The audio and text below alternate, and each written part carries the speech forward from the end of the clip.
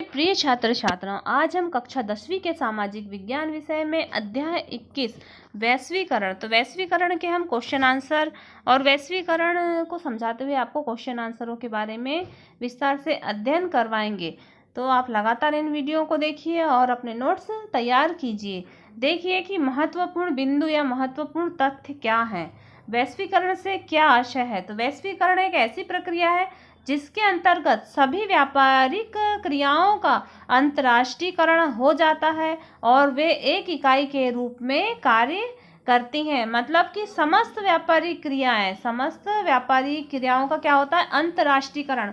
अपने राष्ट्र ही नहीं, अंतर्राष्ट्र में भी अंतर्राष्ट्रीयकरण हो जाता है और ये अपने एक इकाई के रूप में कार्य करती हैं। ये क्या कहलाता है, वैश्वीकरण कहलाता है। बहुराष्ट्रीय कंपनियां क्या हैं? देखिए कि बहुराष्ट्रीय कंपनियां तो जो एक से अधिक देशों में उत्पादन करती हैं, एक से अधिक देशों में उत्पादन करती हैं। ये कंपनियां बड़े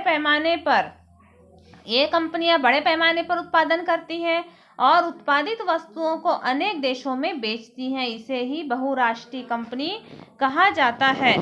सन 1995 में विश्व व्यापार संगठन की स्थापना कब हुई थी? तो विश्व व्यापार संगठन की स्थापना 1995 में हुई और उसके बाद प्रायः विश्व के सभी देशों ने अपने आयात करों में कमी की और अपने देश के बाजार को अन्य देशों के लिए खोल दिया। और सन 1991 के बाद देश में विदेशी निवेश में वृद्धि हुई और परिणाम स्वरूप अर्थव्यवस्था को लाभ हुआ। वैश्वीकरण ने अनेक भारतीय कंपनियों जैसे कि टाटा मोटर्स, इंफोसिस और रेनबेस्की और एशियन पेंट्स आदि को बहुराष्ट्रीय कंपनी के रूप में स्थापित किया है। तो ये जो है टाटा मोटर्स है और इंफोसिस और रेनबेस्की और एशियन पेंट, ये बहुराष्ट्रीय कंपनियां हैं। प्रशासनिक नियंत्रणों को कम करके स्वतंत्र व्यापार की नीतियों को अपनाना क्या कहलाता है? तो उदारीकरण कहलाता है। उदारीकरण के बारे में पूछा तो आपको लिखना है प्रशासनिक नियंत्रण को कम करके स्वतंत्र व्यापार की नीति उदारीकरण कहलाती है। मतलब कोई भी शासन का, गवर्नमेंट का बिना नियंत्रण के जो व्यापार किया जाता है वो उदारीकरण की प्रक्रिया है। एक ऐसा संगठन जो अंतर्राष्ट्रीय व्यापार को उदार बनाने के लिए स्थापित किया गया है, विश्व व्यापार संगठन कहलाता है। तो विश्व व्यापार संगठन किसे कहते हैं? जो अंतर्राष्ट्रीय व्यापार को उदार बनाने के लिए स्थापित किया गया है। इसकी स्थापना कब हुई? तो 1995 में की गई थी और 2006 तक इसके 149 देश सदस्य। विदेशी मुद्रा संकट। सन 1990 में भारत के पास इतनी भी विदेशी मुद्रा नहीं थी कि वह अपने आवश्यक वस्तुएं आयात कर सके। तब भारत को विदेशी मुद्रा की प्राप्ति के लिए स्वर्ण भंडार को गिरवी रखकर ऋण लेना पड़ा था। यही है विदेशी मुद्रा संकट। अब हम देखते हैं अभ्यास प्रश्न। वैश्वीकरण ने जीवन स्तर में सुधार किया। तो वैश्वीकरण ने किसके जीवन स्तर में सुधार किया? तो उच्च वर्ग के जीवन स्तर में सुधार किया। वैश्वीकरण से कौन से उद्योग बंद हो गए? तो वैश्वीकरण से जो लघु उद्योग थे वो बंद हो गए। भारत में वैश्वीकरण की प्रक्रिया कब प्रारंभ हुई? तो भारत में वैश्वीकरण की प्रक्रिया 1991 में प्रारंभ हुई। विश्व व्यापार संगठन की स्थापना कब हुई? 1995 में हुई। विश्व व्यापार संगठन की स्थापना 1995 में हुई। वैश्वीकरण का मुख्य आधार क्या है? तो वैश्वीकरण का मुख्य आधार है विदेशी व्यापार। अब हम देखते हैं रिक्त स्थान। वर्तमान में आरक्षित उद्योगों की संख्या कितनी है? तो आरक्षित उद्योग है 3। वैश्वीकरण के अंतर्गत विभिन्न अर्थव्यवस्था के मध्य वस्तु और सेवाओं का खालिस्तान आवागमन होता है। तो स्वतंत्र आवागमन होता है। विभिन्न देशों में उत्पादन करने वाली कंपनियां क्या कहलाती है? तो बहुराष्ट्रीय कंपनी कहलाती है। अब हम देखते हैं अति लघु उत्तरीय प्रश्न उत्तर। वर्ष 1991 से पूर्व भारत के विदेशी व्यापार की क्या नीति थी? तो वर्ष 1991 से पूर्व भारत में केवल अनिवार्य वस्तुओं जैसे कि मशीनरी, उर्वरक और पेट्रोलियम के आयात की ही अनुमति दी गई थी। एक से अधिक देशों में उत्पादन करने वाली कंपनी को क्या कहते हैं? तो एक से अधिक देशों में उत्पादन करने वाली कंपनी को बहुराष्ट्रीय कंपनी कहा जाता है। वैश्वीकरण से किस उपभोक्ता वर्ग को अधिक लाभ होता है? तो वैश्वीकरण से शिक्षित और उच्च उपभोक्ता वर्ग को अधिक लाभ होता है। बहुराष्ट्रीय कंपनियों से आप क्या समझते हैं? ऐसी कंपनियां जिनका उत्पादन एवं बिक्री से संबंधित कार्य एक से अधिक देशों में फैला होता है बहुराष्ट्रीय कंपनी कहलाती है। अगला क्वेश्चन है, विदेशी व्यापार क्या है? विदेशी मुद्रा आदि प्राप्त करने के लिए जब अपने देश की वस्तुओं और सेवाओं का निर्यात एवं आवश्यक वस्तुओं का अन्य देशों से अपने देश को आयात करना पड़ता है, तब उसे आयात एवं निर्यात की प्रणाली को विदेशी व्यापार कहा जाता है। बाजारों का एकीकरण क्या है? बाजारों का एकीकरण एक ऐसी प्रक्रिया है जिसके अंतर्गत सभी व्यापारिक क्रियाओं का अंतर्राष्ट्रीयकरण हो जाता है और एक इकाई के रूप में कार्य करने लगते हैं। इसे ही वैश्वीकरण का नाम दिया गया है। वैश्वीकरण का छोटे उत्पादों पर क्या प्रभाव पड़ता है? वैश्वीकरण का छोटे उत्पादों पर बुरा प्रभाव पड़ता है।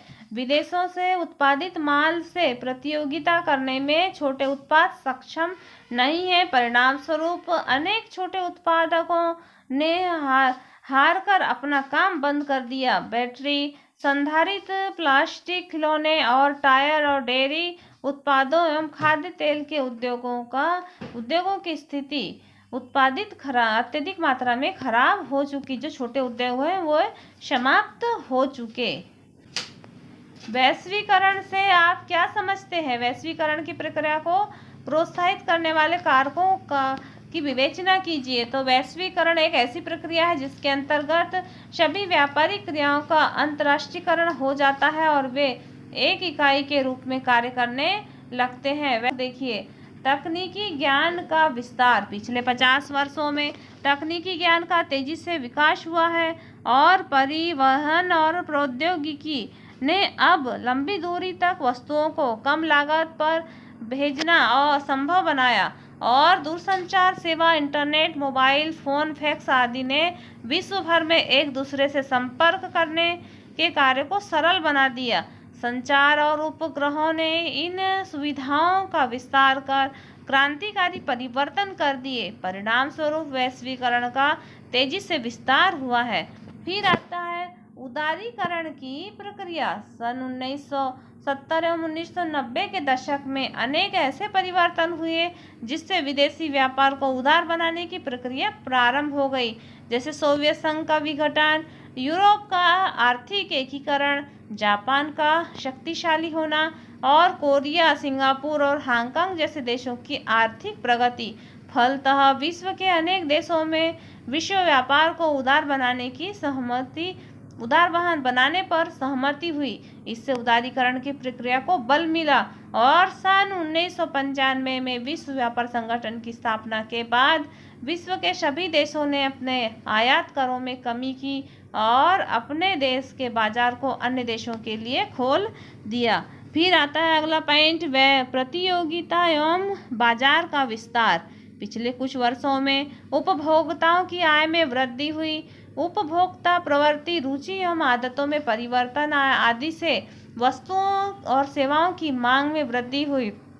प्रौद्योगिकी के विकास से उत्पादकों की किस्म एवं गुणवत्ता में भी सुधार हुआ। फलतः नई नई वस्तुओं के उत्पादन से बाजार का विस्तार हुआ। अगला पॉइंट है बहुराष्ट्रीय कंपनियों का विस्तार। दूरस्थ देशों को आपस में जोड़ने में बहुराष्ट्रीय कंपनियों का विशेष महत्व था। ये कंपनियां उन देशों में उत्पादन के लिए कारखाने स्थापित करती है जहां उन्हें सस्ता श्रम और अन्य साधन मिलते हैं, जिससे उत्पादन लागत में कमी आती है तथा कंपनियों की प्रतियोगिता करने की क्षमता बढ़ जाती है और इन कंपनियों का विस्तार होता जाता है। फिर अगला पॉइंट आता है विदेशी व्यापार में विस्तार।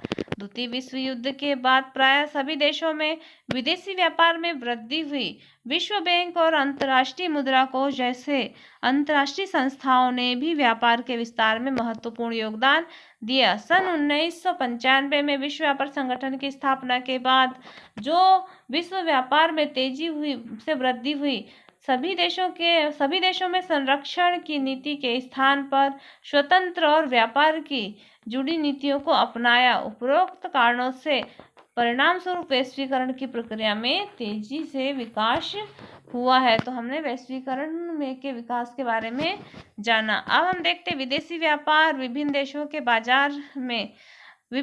के बाजार के एकीकरण में किस प्रकार से मदद करता है।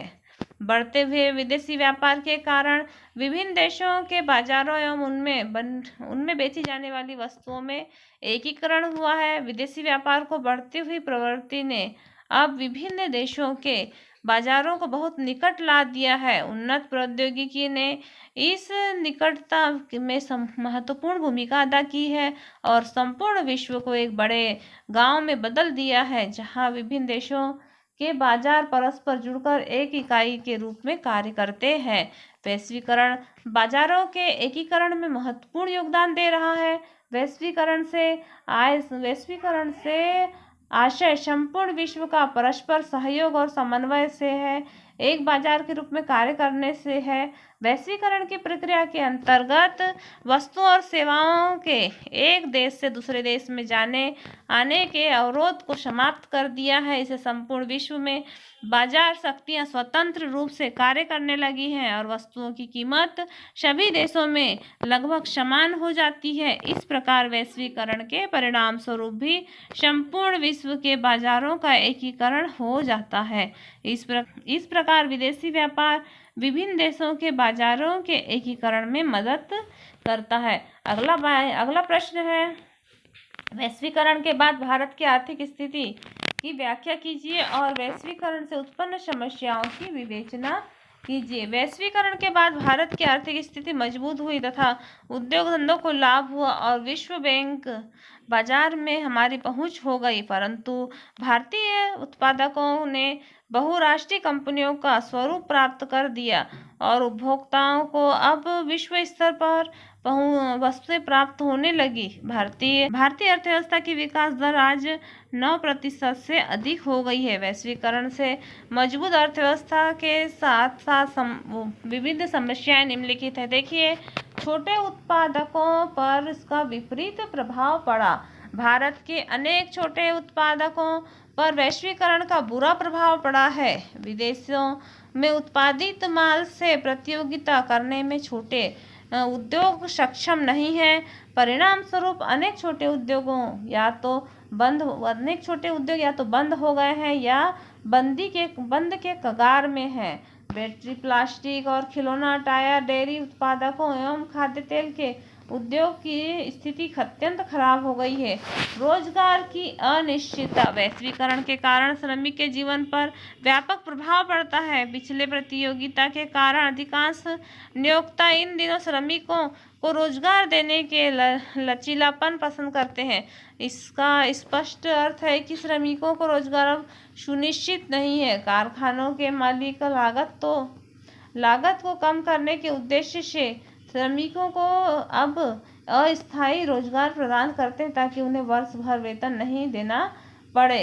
फिर लाभ नहीं, सभी लोगों को लाभ नहीं। अनुभव यह बताता है कि वैश्वीकरण सभी के लिए लाभप्रद नहीं है। शिक्षित और कुशल और संपन्न, तो किसके लिए लाभप्रद है? शिक्षित, कुशल और संपन्न लोगों के लिए ही वैश्वीकरण लाभप्रद है और ये इनसे नए अवसरों का सर्वोत्तम उपयोग कर पाते हैं। इसके विपरीत अनेक लोगों को लाभ में उचित हिस्सा नहीं मिल पाता, अर्थात समाज का जो कमजोर वर्ग और गरीब वर्ग है उसको वैश्वीकरण में से लाभ प्राप्त नहीं होता।